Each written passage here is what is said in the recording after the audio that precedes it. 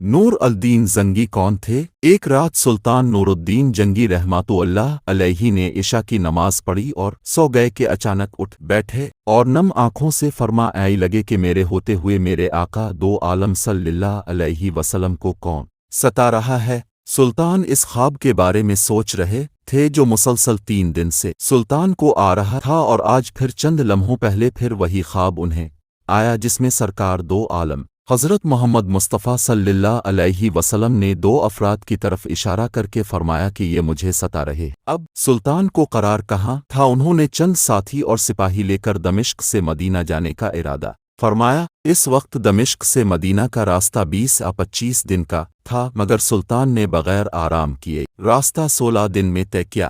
مدینہ پہنچ کر اپنے مدینہ آنے اور جانے کے تمام راستے بند کروائے اور تمام خاص و عام کو اپنے ساتھ کھانے پر بلایا۔ اب لوگ آ رہے تھے، جا رہے تھے، اب ہر چہرہ دیکھتے مگر آپ کو وہ 2 چہرے نظر نہ آئے۔ اب سلطان کو فکر لاحق ہوا اور اپنے مدینے کے حاکم سے فرمایا کہ کیا کوئی ایسا ہے جو اس دعوت میں شریک نہیں؟ جواب ملا کہ مدینے میں رہنے والوں میں سے تو کوئی نہیں مگر 2 مغربی زائر ہیں جو روضہ رسول کے قریب ایک مکان میں رہتے ہیں، تمام دن عبادت کرتے ہیں اور شام کو جنت لبقے میں لوگوں کو پانی پلایا کرتے ہیں، جو عرصہ دراز سے مدینہ میں مقیم ہے۔ سلطان نے ان سے ملنے کی خواہش ظاہر کی۔ دونوں زائر اپنے اب بہت عبادت گزار ظاہر کرتے۔ ان کے گھر میں تھا ہی کیا ایک چٹائی اور 2-4 ضرورت کی اشیاء کے یکدم سلطان کو چٹائی کے نیچے کا فرش لرزتا محسوس ہوا۔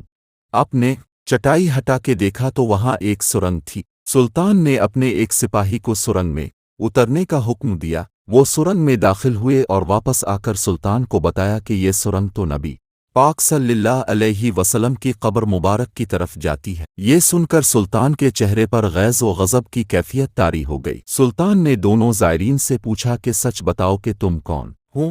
حیل و حجت کے بعد انہوں نے بتایا کہ وہ یہودی ہیں اور اپنے قوم کی طرف سے تمہارے پیغمبر یعنی سردار دو جہاں حضرت محمد مصطفیٰ صلی اللہ علیہ وسلم کے جسم اقدس کو چوری کرنے پر مامور کے گئے ہیں۔ سلطان یہ سن کر رونے لگے۔ اسی وقت ان دونوں کی گردنیں اڑا دی گئیں۔ سلطان روتے جاتے اور فرماتے جاتے کہ میرا نصیب کہ پوری دنیا میں سے اس خدمت کے لیے اس غلام کو چنا گیا۔